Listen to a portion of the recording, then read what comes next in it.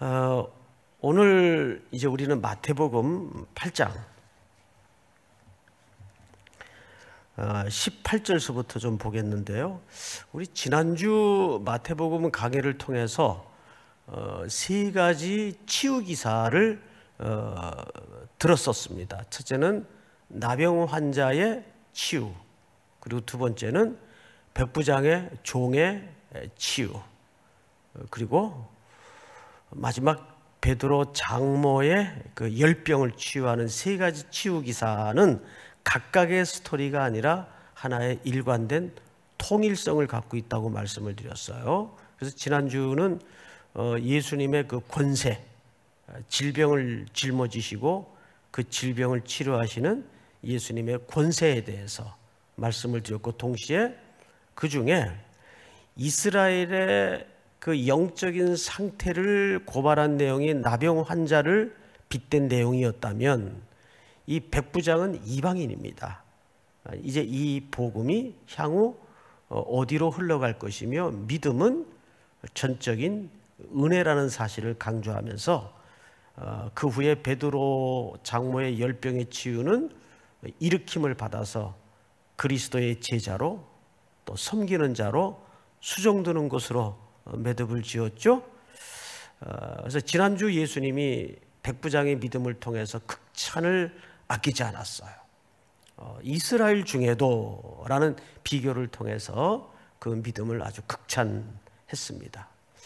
오늘은 그 믿음이 어떻게 제자들에게 현실 속에서 녹아지고 적용되어야 될 것인가에 대해서 이제 가르치고자 오늘 스토리가 특별히 따르는 문제에 대해서 이어집니다. 따른다는 것은 제자들의 필연적인 일생의 각오죠. 그래서 오늘 두 명의 제자가 등장을 해요. 따르겠다고 나선 한 사람은 서기관, 그리고 한 사람은 이름이 밝혀지지 않은 무명의 제자. 이렇게 두 사람이 예수님을 따르겠다고 나섭니다. 자, 예수님이 이 땅에 오심으로 하나님의 왕국은 임했습니다. 그리고 그분을 따른다는 것은 무슨 말이 되냐면, 우리의 익숙하고 견고했던 삶의 터전을 떠난다는 이야기가 동시에 이루어집니다. 그리고 우리는 우리의 시민권과 신분을 새로운 왕국으로 옮겨가는 과정에 길을 떠나는 거예요. 그래서 이 삶을 보통 순례자의 삶, 또는 히브리서 11장 13절에서는 나그네의 삶으로 묘사를 해요. 우리 히브리서 11장을 한번 같이 읽어보십시다. 다 같이 시작. 이 사람들은 다 믿음을 따라 죽었으며 약속을 받지 못하였으되 그것들을 멀리서 보고 환영하며 또 땅에서는 외국인과 나그네임을 증언하였으니. 아멘. 여기 땅에서는 외국인과 뭐죠? 나그네임을 증언하였으니. 그러니까 우리는 이제 드디어 본격적으로 순례자의 길, 또는 나그네의 삶에 들어선 것이죠. 그것이 제자로서 그리스도를 따르겠다고 고백하는 자들의 삶의 기본적인 토양이에요. 어떻습니까? 여러분, 정말 이 땅이, 이 세상이 여러분들에게 어떤 감각으로 느껴지십니까? 아, 우리의 삶이 정말 나그네 같다, 이렇게 느껴지십니까? 일단 질문만 던져놓고 그 나그네 삶이 어떤 삶이어야 하는가를 예수님이 이제 제자들에게 가르칩니다. 본문을 보십시다. 18절. 예수께서 무리가 자기를 애워싸는 것을 보시고 앞서 세 가지 치유 기사를 통해서 많은 군중이 모여들었어요. 보통 이렇게 군중이 몰려들면 누구나 그걸 좀 즐기고 싶고, 또 누리고 싶고, 또 기분 좋죠. 그런데 예수님은 사람들이 싫어서가 아니라 그런 상황이 굉장히 마땅칠 않게 느껴졌던 것 같아요. 왜요? 사람들의 그 에워싸는 듯 몰려드는 상황은 각자의 욕망, 비틀려진 기대, 왜곡된 기대가 섞여 있기 때문입니다. 이제 그런 것들을 굉장히 불편하게 생각했어요. 그래서 예수님은 어떤 조치를 취합니다. 볼까요? 건너편으로 가기를 명하시니라. 이제 갈릴리 호수를 가로질러 건너편.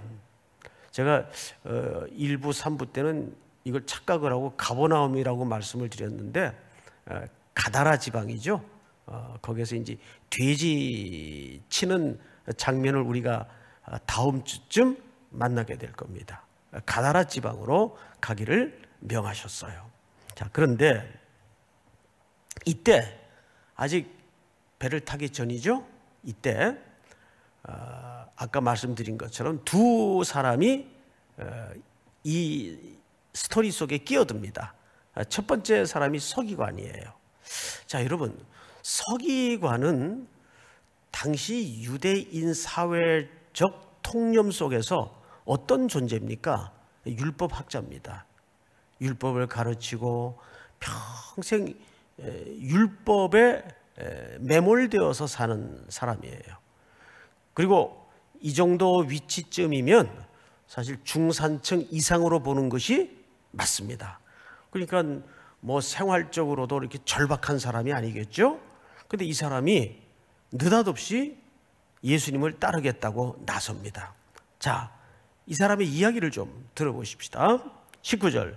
우리 온라인으로 예배드리는 모든 성도님들, 또 얼굴 서로 대면할 수 없지만 소리를 내서 한번 같이 19절을 읽겠습니다. 다 같이 시작.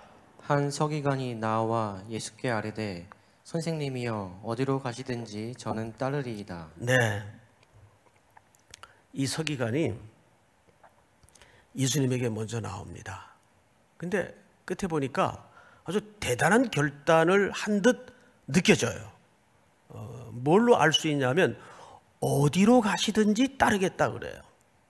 그런데 이 원문의 뉘앙스를 직역해서 그대로 살리면 여기에는 상당한 좀 문제가 있습니다. 우선 이 서기관이 예수님에 대한 호칭을 뭐라고 하는가를 잘 보세요. 뭐라고 했습니까? 선생님이요, 즉 랍비요, 이렇게 호칭을 했어요. 여러분, 내가 누군가를 어떻게 호칭하느냐는 굉장히 이 관계에 중요한 문제겠죠.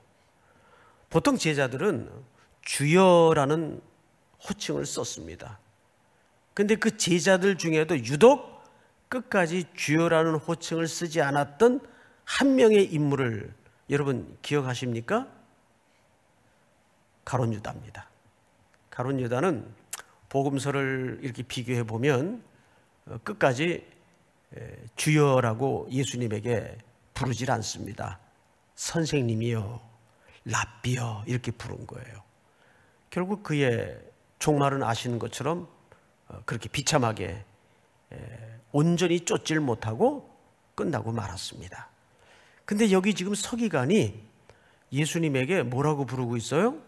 선생님이요. 그러니까 아직은 그가 쫓겠다는 이 분이 어떤 분인지에 대해서 인식이 약하거나 부족한 상태입니다. 게다가 그 말의 끝에 어디로 가시든지 쫓겠나이다, 따르겠나이다, 이 말은 굉장한 결단인 것처럼 보이지만 사실 여기에 날카로운 분석이 좀 필요합니다. 이 말은 어디로 가시든지라는 말은 건너편 가다라 지방을 염두한 발언이에요. 그러니까 이 서기관은 따르겠다는 의도가 거기가 뭐 가버나움도 좋고 가다라 지방도 좋은데 어쨌든 선생님을 따르겠습니다라는 말은 이런 뜻입니다. 즉 예수님의 가르침과 예수님이 선포하시는 그 하나님의 나라의 가치관에 전적으로 동의가 돼서 나도 그 길을 걷겠습니다. 이렇게 동의된 고백이 아니에요. 이거를 어느 학자가 아주 절묘하게 표현을 했는데 이렇게 표현을 했어요. 제가 그 부분을 좀 읽어 드리겠습니다. 이 서기관의 본심은 학문적 관심을 가진 우호적인 추종자였을 뿐이다. 다시요. 학문적 관심을 가진 우호적인 추종자였을 뿐이다. 생각해 보세요. 구름 같은 인파가 갑자기 이분을 중심으로 언제서부턴가 모여들기 시작했어요. 서기관의 입장에서 가만히 보니까 야, 저 사람이 어쨌든 보통 사람은 아닌 것 같다. 그런데 가르침의 내용도 예사롭지 않다. 이 사람은 평생 율법에 몰두해서 연구하고 가르치고 공부한 사람이에요. 당연히 학문적 욕구나 호기심이 없을 수 없죠. 게다가 저분처럼만 내가 이해를 갖고 가르칠 수 있다면 이렇게 많은 사람들의 영광을 받는 신분적 상승을 나도 꾀할 수 있지 않겠는가, 이런 차원에서 나섰던 겁니다. 그러니까 다시 결론적으로 설명을 드리면 예수님의 걸어가시는 길의 의미를 이해하고 온전히 동의가 돼서 나도 그 길을 따르겠습니다, 이렇게 말한 의도가 아니라 학문적 관심을 가진 우호적인 추종자. 그런데요, 뜻밖의 교회 안에 이런 아류의 분들이 상당히 많다는 거죠. 예수 그리스도를 나의 구주로, 내가 그분의 십자가의 대속의 죽음이 없이는 구원받을 수 없었던 존재로 이제는 이분이 걸어가신 그 길을 나도 가겠습니다라는 그런 고백이 아닌 그냥 요즘 현대인들이 즐겨 이해하는 내용처럼 교양 과목의 한 과목처럼 기독교 좋은 종교지, 뭐 모르고 사는 것보다는 한 자락 좀 우리가 발을 걸치고 알고 사는 것도 현대인으로서 또 하나의 액세서리처럼 교양 과목으로서 필요한 거지. 이런 류의 이야기를 심심치 않게 들어요. 우리 주변의 기독교의 이해에 대해서 이런 식으로 접근하는 분들이 굉장히 많습니다. 아이, 기독교 좋은 거지 뭐. 불교도 있고 다 종교라는 거는 사람에게 선하자고 하는 거니까 좋은 거지 뭐. 서기관도 이 정도의 이해에서 과히 멀지 않은 상태였다는 것을 우리가 놓쳐서는 안 돼요. 자, 그러자 예수님의 꺼내놓은 대답을 보세요. 20절, 예수께서 이르시되 여우도 굴이 있고 공중의 새도 거처가 있으되 인자는 머리 둘 곳이 없다 하시더라. 이 말은 그 서기관의 의중을 슬쩍 빗대어 드러내고 고발하시는 내용이에요. 여기 여우는 사실 그 학자들의 해석에 따르면 예수님이 헤롯을 갖다가 뭐라고도 표현을 했죠? 여우라고 표현을 했어요. 여우. 새는 뭡니까? 이 로마의 통치권을 얘기하는 거예요. 그러니까 그런 이 세상의 권력의 한복판에 있는 사람들은 다 자기 보금자리를 위해 살고 보금자리가 있다. 그러나 나는 이 땅에 왕으로 왔지만, 하나님의 아들로 왔지만 인자는 머리 둘 곳이 없다. 내가 가는 길은 그렇게 그대가 쫓고자 하는 영광과 부귀가 약속된 길이 아니다 하면서 여기에 독특한 신학적 이해가 필요한 표현 하나를 남겼단 말이에요. 그게 인자라는 표현이에요. 이건 굉장히 어려운 내용인데 간단하게 설명을 드리자면 이 표현은 다니엘서에 예언되었던 표현입니다. 우리 다니엘서 7장을 한번 띄워주실까요? 내가 또 밤 환상 중에 보니 인자 같은 이가, 인자 같다는 말은 사람의 모양은 했는데 사람은 아닌, 하나님의 아들인데 사람의 모양을 한, 이런 뜻입니다. 인자 같은 이가 하늘 구름을 타고 와서 옛적부터 항상 계신 이에게 나아가 그 앞에 인도되매. 우리 다 같이 14절 시작. 그에게 권세와 영광과 나라를 주고 모든 백성과 나라들과 다른 언어를 말하는 모든 자들이 그를 섬기게 하였으니 그의 권세는 소멸되지 아니하는 영원한 권세요 그의 나라는 멸망하지 아니할 것이니라. 네, 이것은 장차 인자의 모습으로 오실 하나님의 아들의 강림을 얘기하고 예언하는 겁니다. 이것이 어떻게 성취되는가? 우리 19장을 한번 볼까요? 마태복음. 예수께서 이르시되 내가 진실로 너희에게 이르노니 세상이 새롭게 되어 인자가 자기 영광의 보좌에 앉았을 때, 여기 인자가 나오죠? 인자가 자기 영광의 보좌에 앉았을 때 나를 따르는 너희도 12보좌에 앉아. 누구를 따르는? 나를 따르는 12보좌에 앉아 이스라엘 12지파를 심판하리라. 그러니까 이 나라는 이 땅에 속한 나라가 아니란 말이에요. 우리는 이 땅에 속한 나라의 왕을 따르는 게 아니에요. 그 다음 20장을 한번 볼까요? 우리 전체 다 같이 시작.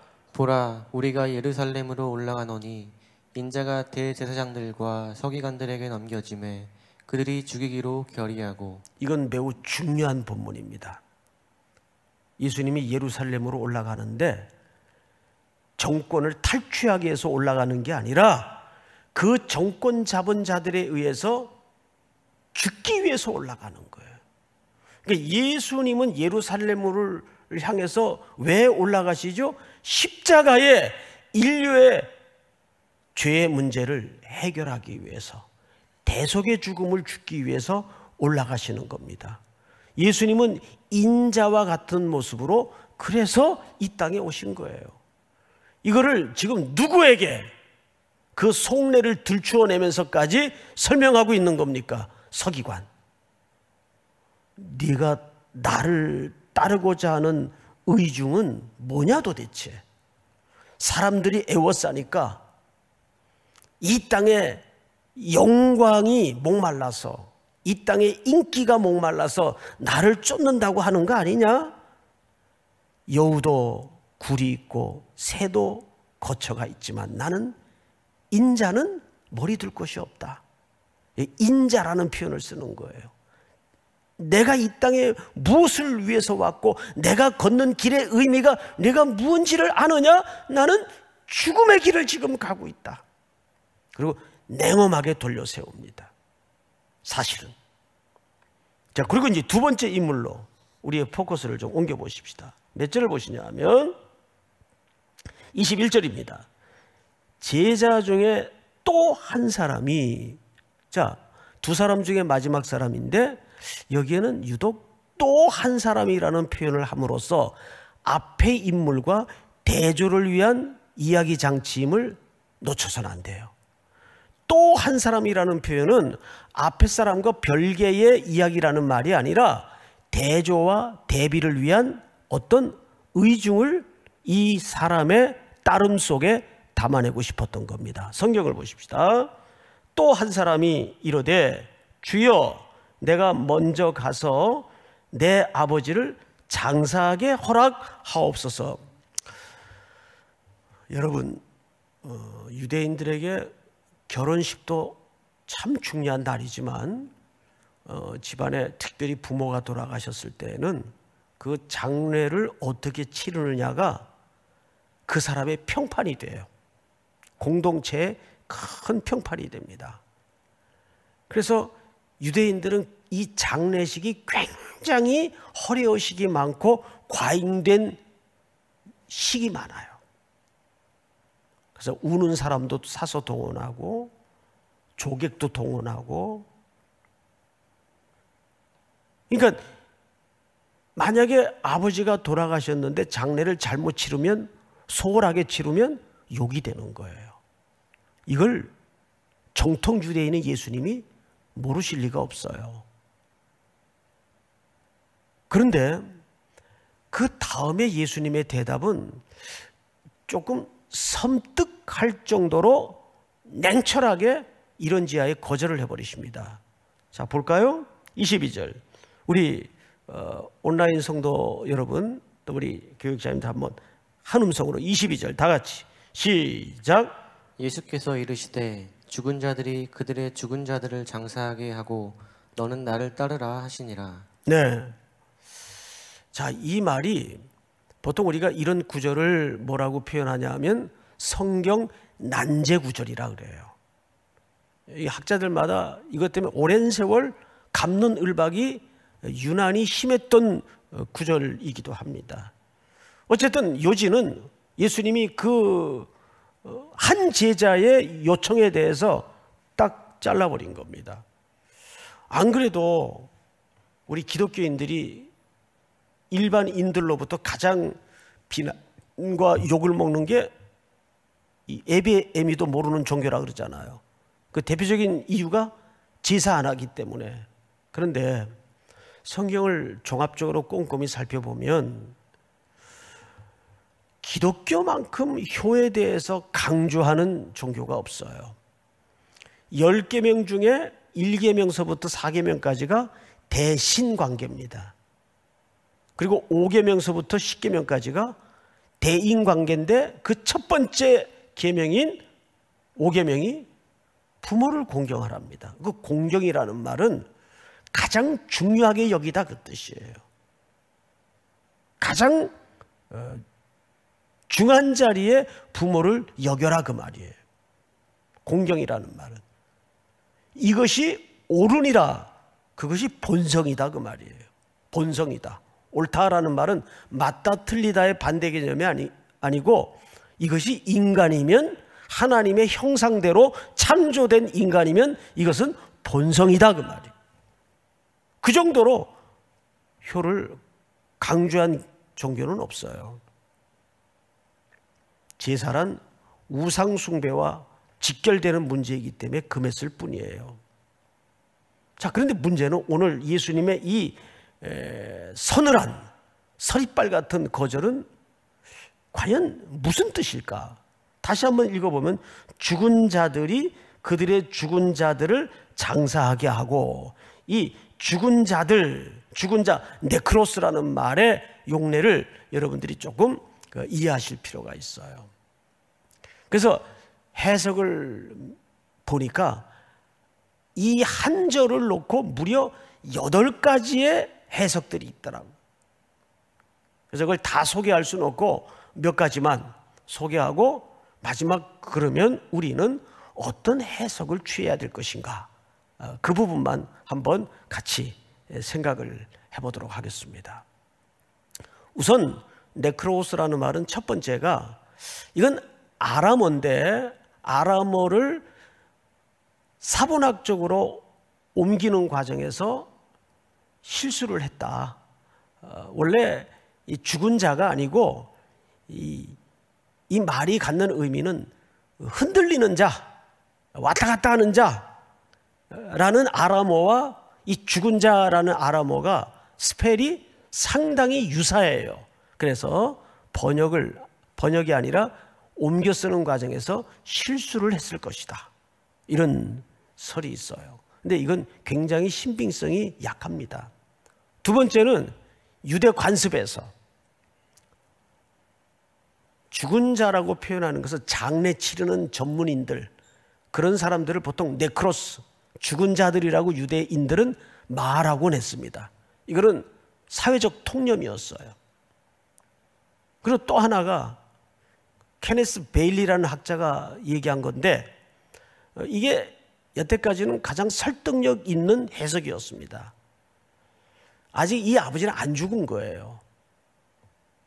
그런데 이 제자의 말은, 따르겠다고 나선 사람의 말은, 우리 아버지가 아직 살아계시니까 돌아가실 때까지는 내가 공양을 하다가 돌아가시고 나면 장례를 치르고 와서 따르겠습니다. 이게 이제 케네스 베일리라는 학자의 해석이에요. 그런데 이 해석 또한 취할 수 없는 이유가 뭐냐면 예수님의 서리빨 같은 이 본문의 의도를 너무 마일드하게 약화시켜 버려요. 그래서 그 해석은 사실상 맞질 않습니다. 그럼 최근에 대두되는 해석이 있는데, 제가 이제 넷바이블이라는 성경을 참고하다가 그 관주에서 이 내용을 힌트를 얻게 됩니다.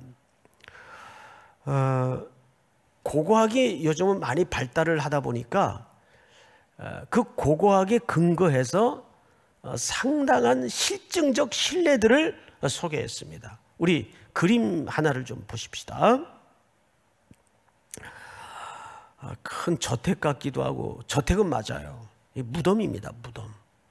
그런데 유대인들의 무덤은 두 종류가 있어요.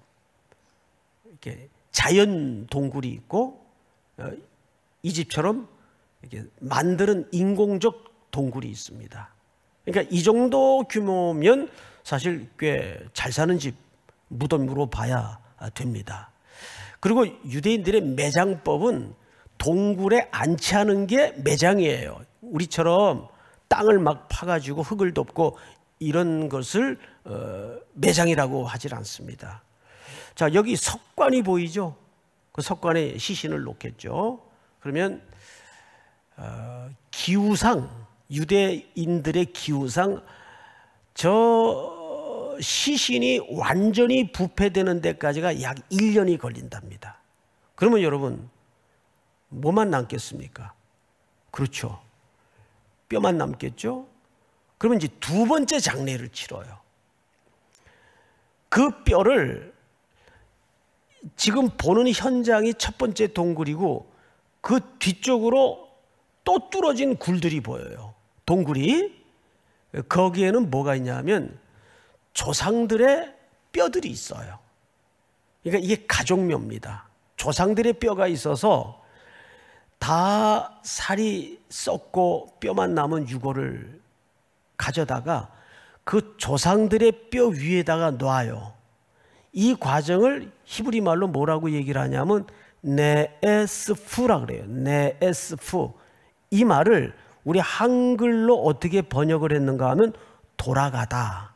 그래서 성경에 보면 조상들에게로 돌아갔고라는 말이 이 과정에서 나옵니다. 그러니까 앞에 굴에서 다 썩은 뼈만 남은 뼈를 거두어서 조상들의 있는 뼈 위에다가 얹는 것을 돌아간다 그래요. 누구에게로? 조상들에게로. 네스프. 대표적인 성경 구절이 사사기 2장 10절에 보면 다 조상들에게로 돌아갔고. 그러니까 여기에 등장한 이 제자는 첫 번째 장례를 말하는 것이 아니라 두 번째 장례를 말하는 것으로 규정을 할 수가 있죠. 그러니까 예수님의 말씀의 요지는 뭐예요? 우리가 8가지 해석 중에서 어떤 해석을 취하든 그것이 큰 본문에 지장을 주진 않아요. 중요한 초점을 우리가 놓쳐서는 안 되는데 우선순위를 얘기합니다.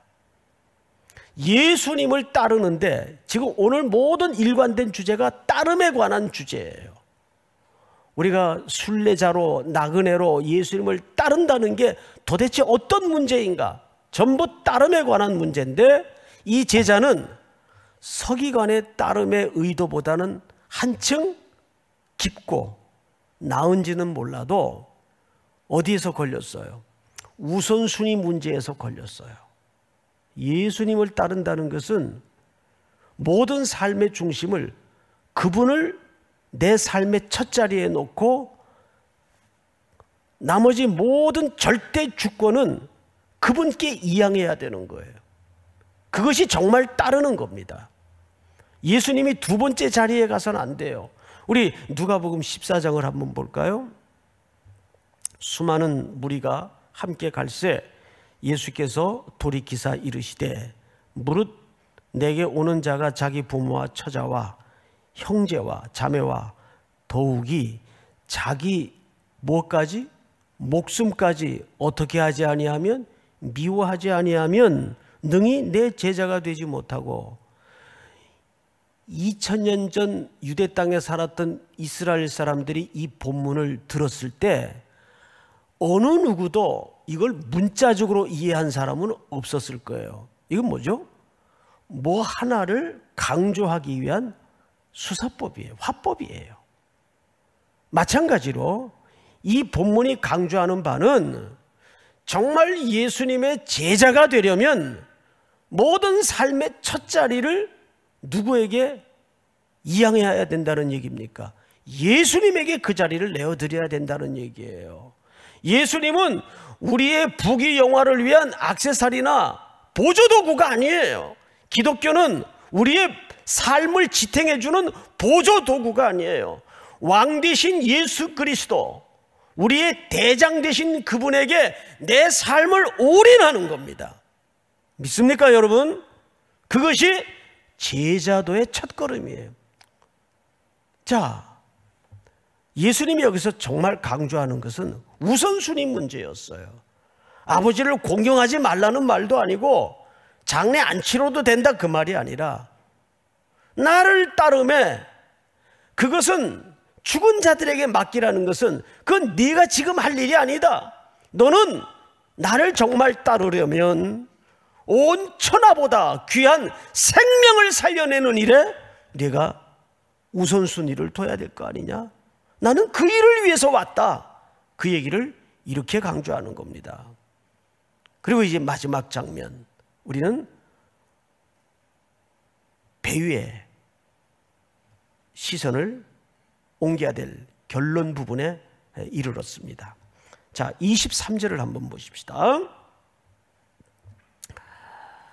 배에 오르심에 제자들이 따랐더니, 자 여러분, 22절에도 나를 따르라 하시니라, 오늘 말씀의 제목이기도 하죠. 나를 따르라 그랬어요. 근데 배에 오르심에 제자들이 어떻게 했어요? 따랐어요. 마가복음의 표현과 굉장히 좀 다릅니다. 마가복음은 그냥 제자들과 예수님이 배에 승선해 있는 장면을 그렸어요. 그런데 마태는 어떤 의도를 가지고 예수님이 배에 먼저 올라 계시고 뒤이어서 제자들이 올라탐으로써 예수님을 따른다고 묘사를 했어요. 그러니까 여기서 드러내고 강조하는 메시지가 뭐예요? 제자들이 따랐다 그 말이에요. 따랐다. 누가 따랐다 그랬죠? 제가 방금 제자들이 따랐다 그랬어요. 그런데 이 제자들에 대한 명칭이 마지막 절인 27절에 가면 이렇게 바뀌어 있어요. 그 사람들이. 자, 이 설명은 나중에 좀 하겠습니다. 우선 그렇게 선뜻 따르겠습니다 하고 배에 올라타 따랐던 제자들, 바다에 큰 노을이 일어나 배가 물결에 덮이게 되었으되 예수께서는 주무시는지라. 예수님이 따르는 길에 뭐가 일어나요? 풍랑이 일어나요. 풍랑을 세이스모스라 그러죠. 이 말은 또 다른 번역으로는 지진이라는 말도 돼요. 지진. 자, 우리 계시록을 한번 볼까요? 11장. 자, 전체 우리 온라인 예배하는 성도님들 다 같이 시작. 그때에 큰 지진이 나서 성 10분의 1이 무너지고 지진에 죽은 사람이 7천이라. 그 남은 자들이 두려워하여 영광을 하늘의 하나님께 돌리더라. 자, 이건 종말에 일어날 일들을 얘기하는데 죽은 사람이 7천에 완전한 심판을 얘기하는 거예요. 동시에 큰 지진, 또 지진에 죽은, 이 지진이라는 말이 사실은 흔들리다 그 뜻이에요. 세이스모스. 우리 보통 영어로는 earthquake 그러죠. 여러분, 2년 전인가 3년 전에 포항에 우리나라 역대 최고의 지진이 일어났었어요. 건물이 쪼개지고 계단이 내려앉고 학생들이 운동장으로 대피를 하고 뭐 난리가 났댔죠. 그 지진도 뭐 가공할 만한 지진이었는데 제가 잠깐 LA에 이제 공부하면서 머물 때 빅뱅에 가까운 지진이 있었어요. 노스트리에서 발원된 지진인데 7.5에서 8 지진이에요. 이건 무시무시한 지진입니다. 여러분 새벽 1, 2시에 이렇게 터가 막 흔들린다고 한번 생각을 해보세요. 이건 제 언어의 부족함 때문에 그때 그 느낌이 전달이 잘 안 되겠는데 뭐 하여간 애 들쳐갖고 무조건 밖으로 뛰어나왔어요. 다 정전이 돼가지고 칠흑까지 껌껌한데 막 전체가 막 이 땅 자체가 흔들리는 거예요. 지금 세계사적으로 이 코로나19가 우리에게 지금 그런 느낌을 주고 있어요. 모든 일상을 다 흔들어 버려요 지금. 그렇죠 여러분? 예. 그래서 사람들 마음에 꽉 염려와 불안과 두려움을 몰아주고 있어요. 야, 이러다가 이거 어떻게 되는 건가? 교회는 존재할 수 있는 건가? 우리는 어떻게 되는 건가? 직장의 문제, 삶의 문제, 뭐 장사하는 분들, 뭐 보통 지금 심각한 상황이 아닙니다. 그 다음에 조국 대한민국은 또 진영, 보수 진영으로 나누어져서 그 진영 논리에 빠져 있어요. 온 나라가 코로나로 또 지금 걱정에 빠져 있어요. 제자로 살겠다고 따라 나섰는데 제자로 살겠다고 따라 나서면 밥이 저절로 생기고 아무 걱정, 염려, 근심 없고 병도 안 걸리고 그러질 않잖아요. 배에 올라탔는데 큰 풍랑이 모든 걸 한꺼번에 흔들어 버리는 풍랑이 일어난 거예요. 어떻게 해요? 저도 코로나 이 검사를 받고 나서 목양실에 꼼짝 못하고 어제 늦은 저녁까지 갇혀 있으면서 참 많은 생각을 하게 됐습니다. 과연 이게 뭘까? 근데 예수님은 주무시고 계세요. 그분은 창조주세요. 그리고 우리의 주님이세요. 근데 지금 제자들의 모습을 보십시다. 배가 물결에 덮이게 되었으되 예수께서는 주무시는지라.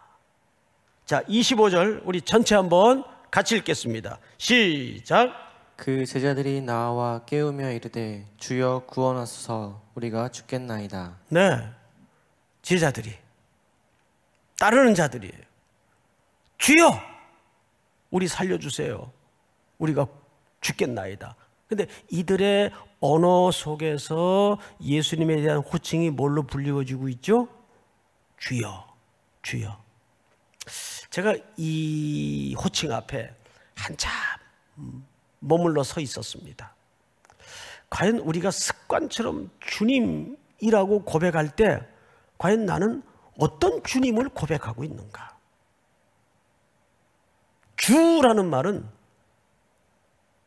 무슨 뜻이에요? 여러분들이 하나님을, 여러분들이 예수님을 주님이라고 부를 때 어떤 뜻으로 주님이라고 부르고 있습니까? 그분이 정말 주님이세요? 주님이라는 말은 나를 포함한 만물의 주권자요 주인이란 뜻입니다. 모든 운영과 경영이 그분 손 안에 있다는 거예요. 믿습니까 여러분? 그 고백으로 주여라고 고백을 해야 돼요. 그런데 이들은 지금 혼돈에 빠져 있어요. 이분 주연데 이들의 행동은 주님이 없어요. 이런 이중적인 모습. 성경을 보십시다. 예수께서 이르시되 어찌하여 무서워하느냐? 그리고 뭘 지적하시죠? 믿음이 작은 자들아. 믿음이 작은 자들아. 이들의 뭘 지적하십니까? 믿음. 전주에 강조되었던 그 믿음. 도대체 그대들의 믿음은 어디다 쓰는 거냐? 뭐 할 때 쓰는 거냐? 그 말이에요. 예? 고백도 주여라고 고백을 하고 예수님을 믿는다고 하는데, 제자인데, 그리고 기꺼이 모든 걸 포기하고 그 길을 따라 나서겠다고 배에 올라탄 공동체인데, 믿음이 적은 자들아, 왜 무서워하느냐? 조그만 불행한 소식 앞에도 겁먹고 벌벌 떨고 주눅들고 위축되고. 여러분, 믿음이라는 것은 풍랑이 일어날 때 필요한 거예요. 믿습니까? 믿음은 모든 게 다 평안하고 아무 문제가 없을 때 필요한 게 아니잖아요. 제가 지난 수요일 날 2부 때 우리 박영규 목사님이 설교를 하셨는데 은혜를 많이 받았어요. 그 설교하면서 그 소개한 영화가 하나 있어요. 에반 올마이티라는, 맞죠? 제목이 에반 올마이티. 예.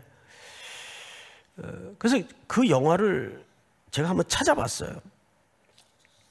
그리고 이제 그 영화를 저는 그 제목은 듣고 있었는데 보기는 이번에 처음 봤습니다. 새벽에 이제 예배 마치고 나서 이 영화를 좀 봤어요. 모건 프리먼이라는 유명한 흑인 배우가 나오는 영화인데, 그 스토리는 굉장히 좀 코미디입니다. 뉴욕 대도시 한복판에 어떤 또라이가 방주를 지어요. 방주를, 노아의 방주를. 그러니까 자기는 하나님의 음성을 듣고 짓지만 그 가족과 그 아내는 어떨까요? 돌아버리는 거죠. 어느 레스토랑에서 이제 식사를 하고 있는데 그 모건 프리먼하고 이 아내와 대화가 이루어지는 겁니다. 그래서 그 영상을 보다가 그걸 받아 적었어요. 자막을. 뉴욕 그 한복판에서 노아의 방주를 만드는 얼간이. 그러면서 그 모건 프리먼이 하는 얘기가 이런 얘기입니다. 사람들은 노아의 방주를 심판에 초점을 맞추지. 팩트는 그게 맞아요. 노아의 방주는 심판에 초점이 맞춰져 있어요. 그런데 그 이면에 모건 프리먼이 물론 대사를 따라 한 얘기겠지만 이 노아의 방주의 이야기는 심판에 초점이 맞춰진 게 아니라 사실은 하나님의 사랑의 이야기다. 그리고 기다림에 관한 이야기다. 시간에 관한 이야기라는 거죠. 그래서 네 가지 대화를 그 아내와 그 노아의 방주를 만드는 사람의 아내와 대화를 나눕니다. 이런 질문을 합니다. 이제 모건 프리먼이 그 여자에게 질문을 하는 거죠. 누가 인내를 달라고 기도하면 신은 그 사람에게 인내심을 주실까요? 아니면 인내를 발휘할 수 있는 기회를 주실까요? 누가 용기를 달라고 기도하면 용기를 주실까요? 용기를 발휘할 수 있는 기회를 주실까요? 만약 누군가가 가족과 가까이 할 수 있게 해달라고 하면 갑자기 서로에게 뿅 하고 묘한 감정이 일어나서 감정을 들게 할까요? 아니면 서로 사랑할 수 있는 시간과 기회를 주실까요? 이렇게 네 가지 질문이 주고받아집니다. 우리는 보통 어떻게 신앙생활을 해왔냐 하면, 하나님, 제가 좀 힘이 세지고 싶은데 믿습니다. 제게 근육을 주시옵소서. 이런 기도하는 신앙 패턴과 똑같아요. 기독교를 어떤 요술방망이식으로 이해를 한단 말이에요. 제게 근육을 주십시오. 여러분, 근육을 붙이려면 근육을 달라고 기도할 게 아니라, 기도도 해야 되겠지만 뭘 해야 돼요? 아령을 들고 시간을 걸려야 돼요. 그래서 믿음이라는 것은 시간 속에서 풀어내지는 장면이에요. 우리의 믿음은 어디에서 필요한가 하면, 아무 문제가 없는 데서 믿음이 필요한 게 아니에요. 풍랑이 일 때, 모든 게 뒤흔들릴 때 우리는 자꾸 두렵고 위축되고, 이렇게 되면 어떡하나 저렇게 되면 어떡하나. 물론 대비는 하고 준비는 해야 되지만 더 중요한 것은 믿음의 역사입니다. 요즘은 이런 소리만 하면 그 무식한 신앙이라는 이상한 분위기가 일어나고 있어요. 사람이 할 수 있는 방도를 하지 말자는 게 아니에요. 그 믿음을 강조하는 것이 뭐냐면, 사람이 할 수 있는 일을 하자는데 오히려 역설적인 초점이 있는 겁니다. 사랑하는 우리 온라인으로 예배하는 모든 삼일교회 성도 여러분, 또 일반 성도 여러분, 오늘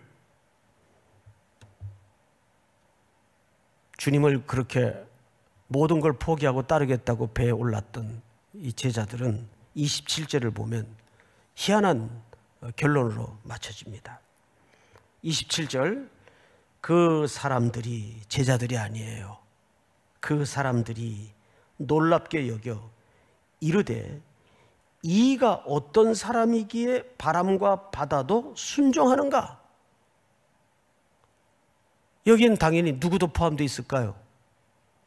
예, 제자들도 포함되어 있죠. 그런데 이 사람들의 입에서 이구동성으로 나온 얘기가 뭐예요? 이분이 도대체 어떤 사람인데? 저는 여기에서 놀라운, 전혀 이 스토리와는 관계없는 것 같은 예수님의 의도가 발견이 돼요. 예수님은 풍랑에 초점이 있는 게 아니에요. 그걸 다스리는 게 초점이 있는 게 아니에요. 우리가 따름의 길을 걸어가는 여정에, 노정에 수많은 일들을 부딪히고 만나지만, 그 속에서 누구를 배우게 만드는 겁니까? 하나님을 배우게 만드는 거예요. 그리스도를 배우게 만드는 거예요.